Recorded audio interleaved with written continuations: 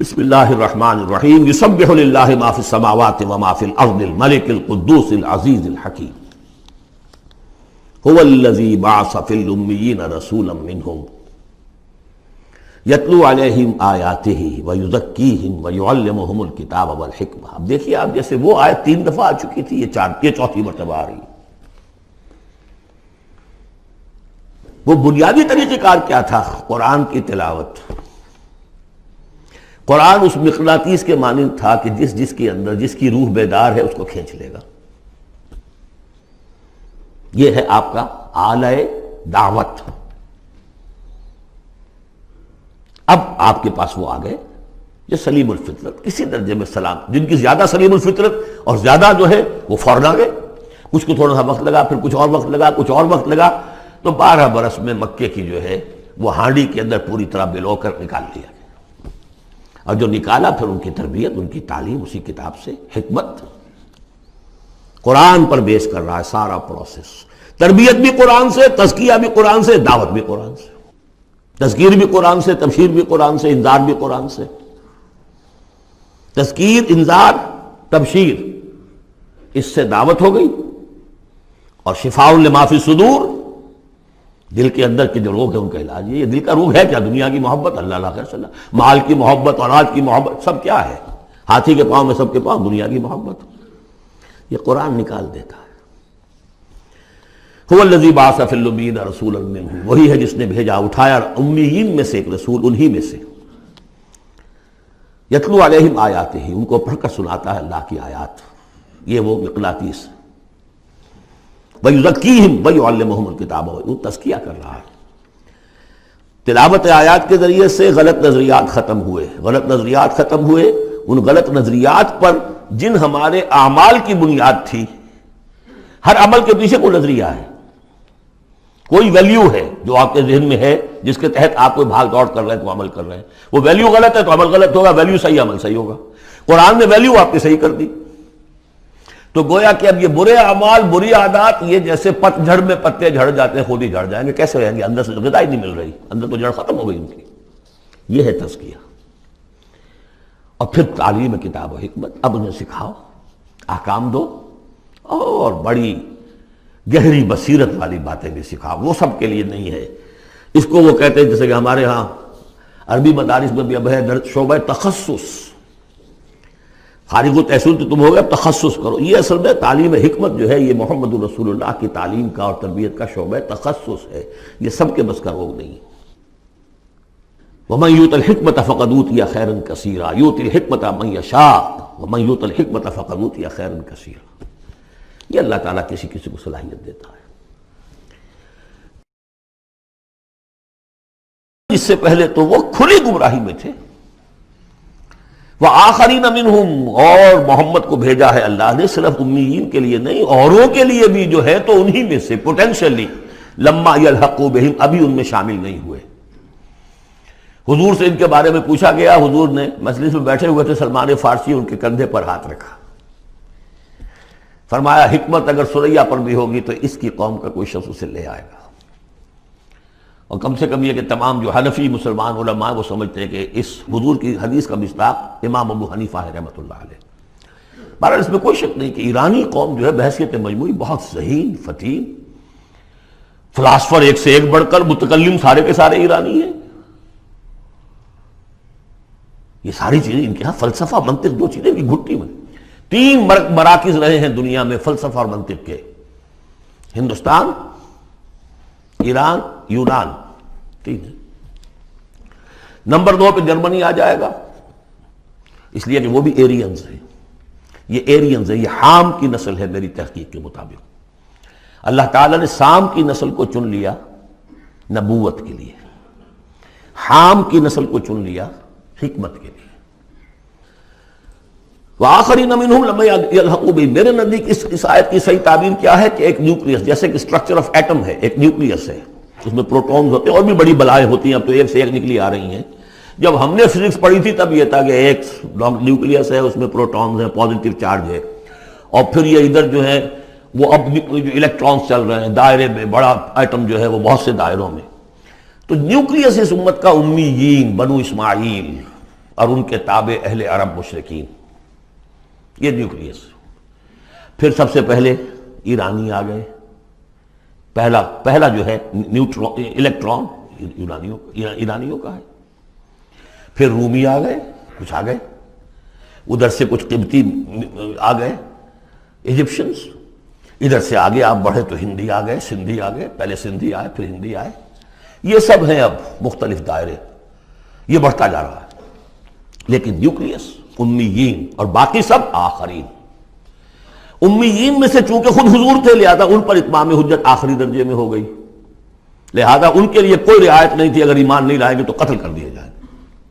یہ سورہ توبہ میں ہم پڑھ چکے۔ آخرین کے لیے رعایت یہ ہے کہ چاہیں تو اسلام لائیں چاہیں تو نہ لائیں، یہودی رہیں، عیسائی رہیں، کوئی رہیں، مجوسی رہیں، ہندو رہیں، سکھ رہیں، پارسی رہیں، جو چاہیں رہیں، لیکن نظام اسلام کا ہوگا، غلبہ اللہ کا ہوگا، دین ہم قائم کریں گے، تم رہو اپنے طور پر جو ہندو رہو، جو چاہو رہو۔ وآخرین منہم لما یلحقوا بہم وہو العزیز الحکیم، اور وہ عزیز ہے اور حکیم ہے۔ ذالک فضل اللہ یؤتیہ من یشاء، یہ اللہ کا فضل ہے، وہ دیتا ہے جسے چاہتا ہے، اللہ کا فضل ہے۔ اس فضل کے بڑے درجے ہیں۔ سورہ بنی اسرائیل میں آیت پڑھی، ان فضلہ کان علیک کبیرا، حضور سے خطاب ہے، سب سے بڑا فضل، سب سے بڑا فضل، سب سے بڑا فضل اس پوری کائنات میں محمد رسول اللہ پر ہوا۔ اگرچہ ان کا فضل کس طور سے ہوا ہے وہ آپ دیکھ لیجئے، ماریں پڑی ہیں، پتھراؤ ہوا ہے،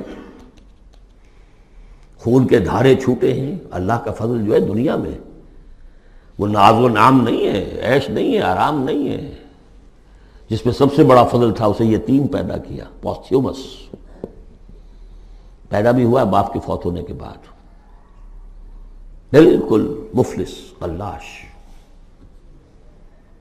وہ تو دائی حلیمہ کو کوئی اور بچہ ملا نہیں تھا تو قرۂ فال بنا میں من دیوانہ زدن ہو گیا معاملہ، ورنہ لوگ جاتے تھے، اچھے کھاتے پیتے گھرانوں کے بچے لیتے تھے، یتیم کو کون لے جائے گا؟ لیکن وہ یتیم پھر کیا بنا؟ در یتیم۔ وَوَجَدَكَ ضَالًّا فَهَدَىٰ وَوَجَدَكَ عَائِلًا فَأَغْنَىٰ أَلَمْ يَجِدْكَ يَتِيمًا فَآوَىٰ۔ پھر جو کچھ ہوا ہے سخت، آپ کا جو نوجوانی کا دور ہے، سخت مشقت، مزدوری۔ آپ کہتے ہیں میں قریش کی بھیڑیں بکریاں چند ٹکوں کی مزدوری پر چلایا کرتا تھا، قرارید، درہم و دینار نہیں، قرارید، ٹکے، پیسے۔ بہرحال یہ دنیا کا معاملہ اور فرمایا وآخرین منہم لما یلحقوا بہم وہو العزیز الحکیم، ذالک فضل اللہ، یہ میں بیان کر رہا تھا، فضل کبیر بلکہ فضل اکبر تو ہوا حضور پر۔ پھر جو بھی محمد کے دامن سے وابستہ ہو گیا، بہت بڑا فضل ہے۔ چاہے اللہ نے ہمیں پیدائشی طور پر یہ فضل دے دیا ہے، ہم اس فضیلت کا قدر نہ کریں اور وہ پھر راندہ درگاہ حق ہو جائے، وہ دوسری بات ہے، اللہ نے تو دیا۔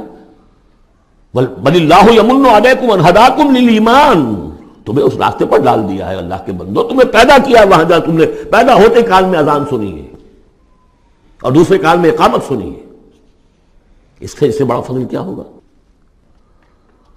لیکن تم نے اس کی ناقدری کی تو یہ دوسرا بات ہے۔ ذالک فضل اللہ یؤتیہ من یشاء واللہ ذو الفضل العظیم، اللہ بڑے فضل والا ہے۔ لیکن یہ کہ اب یہ جو پروسیس تھا، جو محمد رسول اللہ کا اعلیٰ انقلاب تھا، قرآن، اب محمد تو جا رہے ہیں صلی اللہ علیہ وسلم، یہ پروسیس آگے کون جاری رکھے گا؟ نبی تو کوئی اور اعلیٰ نہیں۔ لہذا حضور نے کہا خطبہ حجۃ الوداع میں، قد ترکت فیکم ما ان تمسکتم بہ او اعتصمتم بہ لن تضلوا ابدا کتاب اللہ، میں چھوڑ کر جا رہا ہوں، یہ محمد کے قائم مقام ہے، یہ قرآن، یہ عصائے موسیٰ سے 100 گنا بڑا معجزہ ہے۔ عصائے موسیٰ صرف موسیٰ کے ہاتھ میں تھا تو معجزہ تھا، بعد میں تو وہ لٹھیا کی لٹھیا ہے، اور کیا ہے، پڑا ہوگا کسی ٹرنک کے اندر، شاید ہو اب بھی، جیسے کہ کہتے ہیں یہودی ہے لاٹھی ہے، اب وہ سانپ تو نہیں بنے گا کسی کے لیے۔ یہ معجزہ ہے جو ہر ایک کے ہاتھ میں آ سکتا ہے، بشرطے کہ اس کا حق پہچانے، اس کا حق ادا کرے۔ اس کی قدر و قیمت کو جانے. افبہذا الحدیث انتم مدہنون وتجعلون رزقکم انکم تکذبون. اس کے ساتھ تمہارا یہ معاملہ ہے، یہ مداہنت ہے. دنیا بھر کی زبانیں سیکھ لو، دنیا بھر کے علوم سیکھ لو، اتنی عربی نہیں کہ قرآن مجید کو براہ راست سمجھ سکو. اور اگر یہ قرآن تمہیں پوزیس کر لے گا تو خدا کی قسم کھا کر کہتا ہوں کہ کسی اور کام میں دل نہیں لگے گا آپ کا. یہ کیا کام ہے؟ گھس گھس گھس گھس گھس کر کے تنخواہ ہو گئی 30,000 40,000 50,000 تنخواہ لے کے آ گئے. بس یہی ہے. Were you created for that? ابراہیم بن ادھم کا آپ نے سنا ہوگا نام. بادشاہ تھے کسی علاقے کے، شکار پر گئے ہوئے تھے تو وہاں کئی آواز انہیں سنائی دی، کسی فرشتے کی تھی یا یہ کہ خود ان کے اپنے دل کی آواز تھی. یا ابراہیم لہذا خلقت ام لہذا امرت. اے ابراہیم سوچو، کیا اس کام کے لیے تمہیں پیدا کیا گیا تھا؟ کیا تم اس کام کے لیے پیدا کیے گئے تھے اور تمہیں اس کام کا حکم ہوا تھا شکار کرو جا کر؟ بس وہی سے کایا پلٹ ہوئی. تو سوچنے کی بات ہے. اب ترتیب بتا رہا تھا اصل میں، ورنہ بات لمبی ہو جائے گی، کہ اب یہ قرآن کے بارے میں تمہارا طرز عمل کیا ہوگا. تصویر دکھائی جا رہی ہے پھر سابقہ امت کی، انہیں بھی ہم نے دی تھی کتاب تورات. مثل الذین حملوا التوراۃ ثم لم يحملوها كمثل الحمار يحمل اسفارا. مثال ان لوگوں کی جو حامل تورات بنائے گئے پھر وہ اس کے حامل ثابت نہ ہوئے. اور حمل میں خاص ایک بات ہے، حمال کسے کہتے ہیں؟ بوجھ اٹھا کر ایک جگہ سے دوسری جگہ لے کر جانا، حمال اسے کہتے ہیں. اسر اور حمل میں میں نے فرق بتایا تھا آپ کو سورہ بقرہ جب پڑھ رہے تھے آخری، کہ اسر وہ بوجھ ہے جس کے نیچے انسان دب کر رہ جائے، چل نہ سکے، اسر ہے.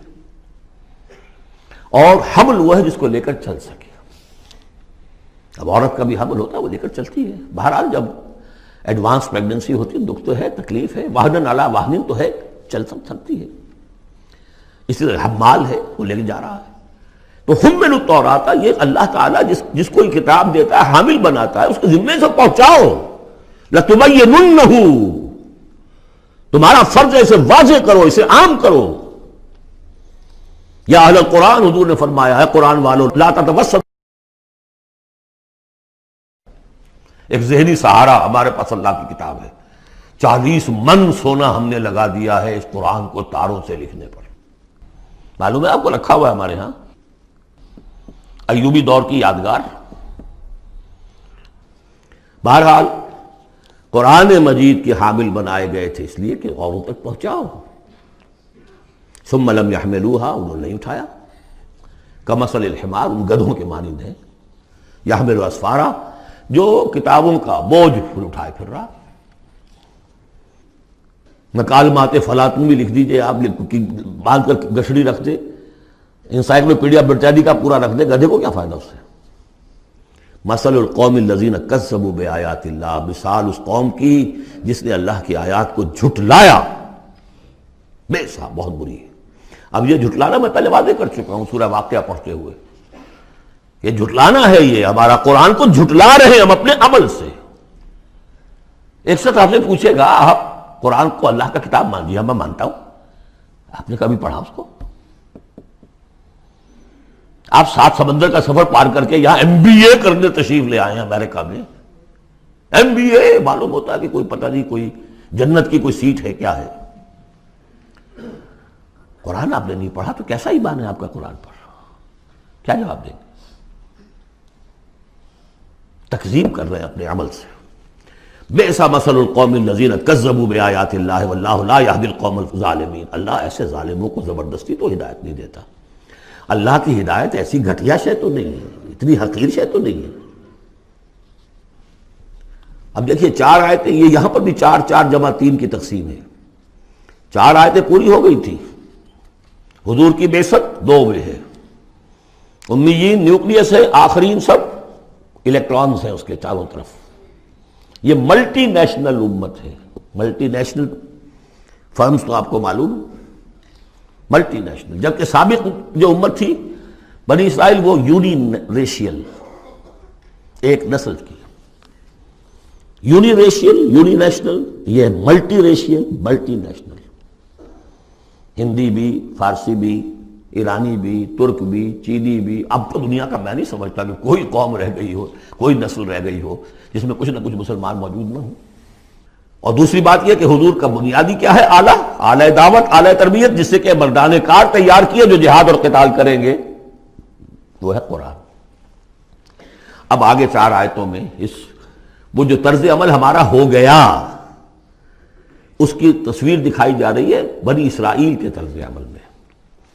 مثل الذین حملوا التوراة ثم لم يحملوها كمثل الحمار يحمل اسفارا بئس مثل القوم الذین كذبوا بآیات اللہ واللہ لا يهدی القوم الظالمین. اس کے بعد نتیجہ کیا نکلتا ہے؟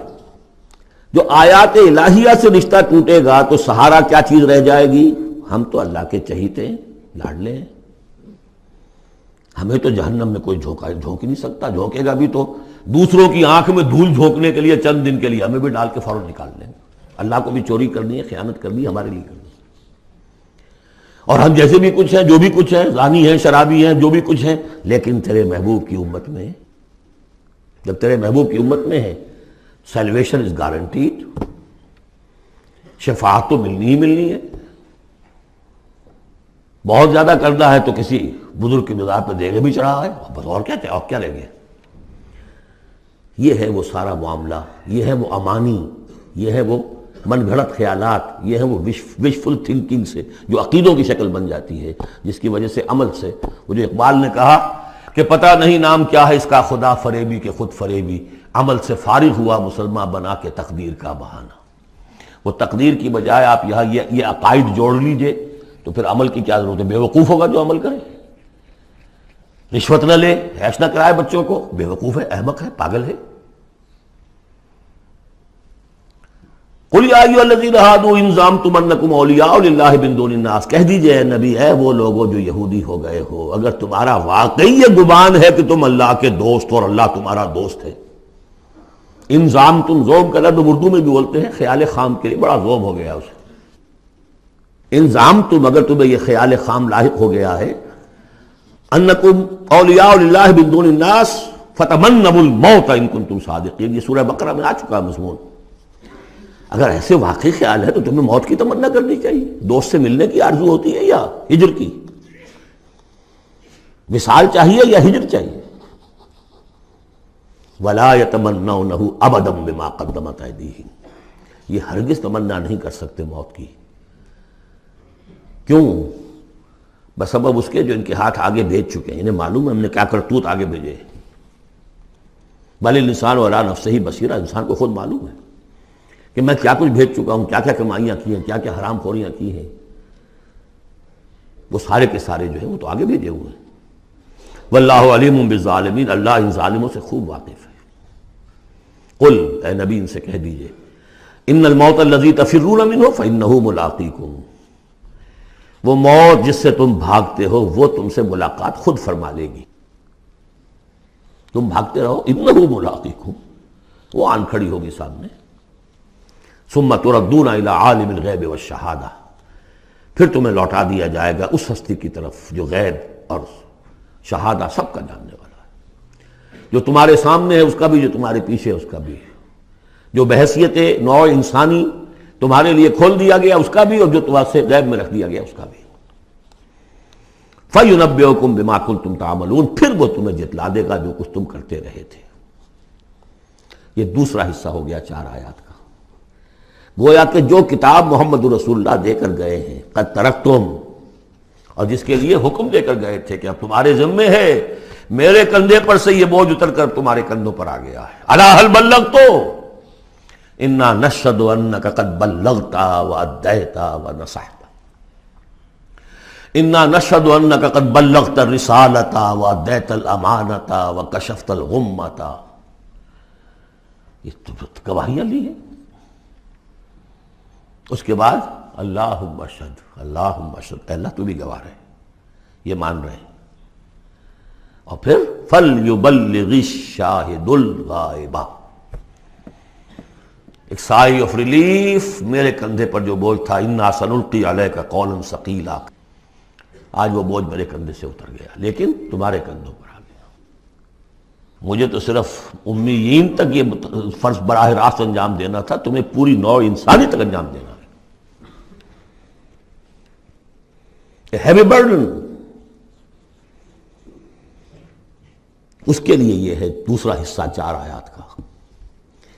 اب تیسرے حصے میں اس قرآن کی تعلیم عام، تعلیم بالغان کا جو ایک نظام قائم کیا گیا اس کا ذکر ہے. جمعہ کیا ہے اصل میں؟ اب رہ گئی رسم ادا روح بلالی نہ رہی، فلسفہ رہ گیا تلقین غزالی نہ رہی. یہ جمعہ کیا ہے؟ یہ حزب اللہ کا ہفتے وار اجتماع ہے. کمیونسٹوں کو بھی ایجاد کرنے پڑے تھے ہفتے وار اجتماع، ہفتے وار اجتماع، اسٹڈی سرکلز. اس لیے کہ انقلابی کارکن کے ذہن میں جب تک اس کا نظریہ تازہ نہ رہے وہ قربانی کیسے دے گا؟ قربانی تو ہر لحظہ آئے گی، ہر آن آئے گی، قدم قدم پر آئے گی. لہذا اس نظریے کا، نصب العین کا، اپنے مقصد کا شعور بالکل کانشس لیول کے اوپر مستحضر رہنا چاہیے. لہذا اجتماعات. اب ظہر کی نماز کی بجائے جمعہ، وہاں 4 فرض یا 2 کر دیے، 2 کی جگہ خطبہ. خطبہ کس لیے؟ تعلیم قرآن، تعلیم بالغان. ظاہر ہے وہاں کالجز نہیں تھے، کتابیں نہیں تھی، پریس نہیں تھے، چھاپے خانے نہیں تھے، آڈیوز نہیں تھے، ویڈیوز نہیں تھے، کچھ بھی تو نہیں تھا. لیکن ایک نظام ہے. ہفتے میں ایک دن ایسا نکال لو، اگرچہ پورا دن نہیں چاہیے، یوم سبت کی طرح نہیں ہے. نہاؤ دھو، اچھے کپڑے پہنو، خوشبو لگاؤ، آؤ مسجد میں چل کر. پہلی گھڑی میں آ جاؤ گے تو اتنا ثواب ہوگا جتنا کہ ایک اونٹ کی قربانی کا. ہم نے آنکھوں سے دیکھا ہوا بچپن میں 7-8 بجے کے قریب مسجدوں کے اندر ہجوم ہوتے تھے، لوگ پہنچ جاتے تھے گاؤں سے. اس لیے گاؤں میں جمعہ ہوتا نہیں تھا. اب تو ایک خاص مسلک ہمارے ہاں جو آیا، انہوں 4 آدمیوں پہ بھی جمعہ کھڑا کر دیا. تو اب خام خواہ کاہے کو جائے گا کوئی آدمی؟ یہ تھا کہ جو مسئلہ جامع نہ ہو، جو ایک شہر نہ ہو جس کے اندر کہ کوئی حکومت کا ایک بڑا افسر نہ رہتا ہو، تو اس کے بغیر جمعہ نہیں ہوتا. پر ان مسئلوں کو چھوڑ دیجئے، آئیے جمع ہوئیے. کوئی نائب رسول منبر رسول پر کھڑے ہو کر وہی عمل کرے، یتلو علیہم آیاتہ ویزکیہم ویعلمہم الکتاب والحکمہ، تاکہ یہ پروسیس اب ابدی ہو جائے امت کے اندر. اس لیے جمعے کی یہ اہمیت ہے کہ فرمایا گیا کہ 3 جمعے بھی چھوڑ دو گے بغیر عذر کے لَيَخْتِمَنَّ اللَّهُ عَلَىٰ قَلْبِهِ، اس شخص سے، ایسے شخص کے دل کے اوپر اللہ تعالیٰ مہر کر دیتا ہے. لیکن بات یہی ہے کہ وہ ساری حکمت ختم، وہ مقصد ختم. نہ وہ مقصد ہے، رہ گئی رسم ادا روح بلالی نہ رہی، اور فلسفہ رہ گیا تلقین غزالی نہ رہی. جمعہ ہے پھر بھی کھڈر بتا رہے ہیں عمارت عظیم تھی. اب بھی جو اہتمام ہوتا ہے جمعے کے لیے کھنڈر ہی صحیح، لیکن بتا رہے ہیں کہ یہ کتنی بڑی عظیم عمارت تھی. یا ایھا الذین آمنوا اذا نودی للصلاۃ من یوم الجمعۃ فاسعوا الی ذکر اللہ وذروا البیع. اے ایمان والو، جب تمہیں پکارا جائے نماز کے لیے جمعے کے دن، یعنی جمعے کی نماز کے لیے، تو لپکو اور دوڑو ہر طرح کے کاروبار کو چھوڑ کر اللہ کے ذکر کی طرف، اور چھوڑ دو کاروبار. اور یہاں ذکر سے مراد نماز تو ذکر ہے ہی، اصل میں خطبہ ہے. ذالکم خیر لکم ان کنتم تعلمون، یہی تمہارے لیے بہتر ہے اگر تم علم رکھتے ہو. فاذا قضیت الصلاۃ فانتشروا فی الارض وابتغوا من فضل اللہ. یہودیوں کا جو یوم سبت والی وہ سختی نہیں ہے، صبح کا زیادہ وقت تو مطلوب ہے کہ لگے اس کام میں، لیکن جمعے کے بعد پھر آپ جائیں اپنے کام میں لگے. جب نماز ادا ہو چکے اب تم زمین میں منتشر ہو سکتے ہو، جاؤ اللہ کا فضل تلاش کرو. ابتغوا من فضل اللہ واذکروا اللہ کثیرا لعلکم تفلحون، اور اللہ کو یاد کرو کثرت سے تاکہ تم فلاح پاؤ. وَإِذَا رَأَوْا تِجَارَةً، اب یہ تھی، یہ بھی کمزوری آ گئی جو مسلمانوں کے اندر ایک پیدا ہوئی تھی، اس کا طرف اشارہ کر دیا گیا اس صورت میں بھی. جب انہوں نے دیکھا کوئی تجارت کا معاملہ یا کوئی اور کھیل کود، انفضوا الیہا، تو خاص منافقین جو تھے وہ دوڑ کے چلے جاتے تھے. وَتَرَكُوكَ قَائِمًا، اور آپ کو چھوڑ جاتے تھے کھڑے ہوئے. اور اس لیے کہ عام خیال یہ ہے کہ عام طور پر پہلے جو ہے خطبہ جیسے عیدین میں بعد میں ہوتا ہے، ایسے ہی جمعے کا خطبہ بھی بعد میں ہوتا ہے. سمجھا انہوں نے نماز تو ہو گئی، چلو. فرمایا نہیں، قل ما عند اللہ خیر من اللہو والتجارہ، ان سے کہہ دیجئے جو اللہ کے پاس ہے وہ کہیں بہتر ہے اس کھیل کود سے بھی، تجارت سے بھی. واللہ خیر الرازقین، اور اللہ بہترین رزق عطا کرنے والا ہے.